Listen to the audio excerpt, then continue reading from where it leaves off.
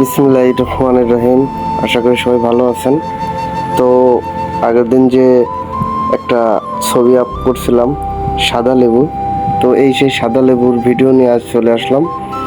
তো এই দেখেন কিভাবে একটা সাদা লেবু পেড়ে আমরা সবাই মিলে মাখাই খাইছিলাম একদম গ্রামীণ পরিবেশে, যেটা দেখলে আশা করি সবাই ভালো লাগবে।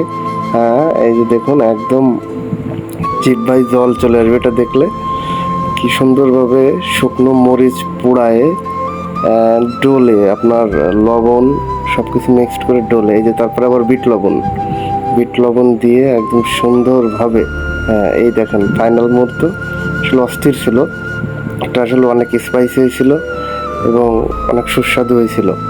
এই যে সবার ভিতরে বিতরণ করা হচ্ছে। এটা সবসময় আমার ভিডিওই থাকে, আমার বলতে পারেন অ্যাসিস্ট্যান্ট সবগুলোই ভিডিও করতে অনেক সহযোগিতা করে।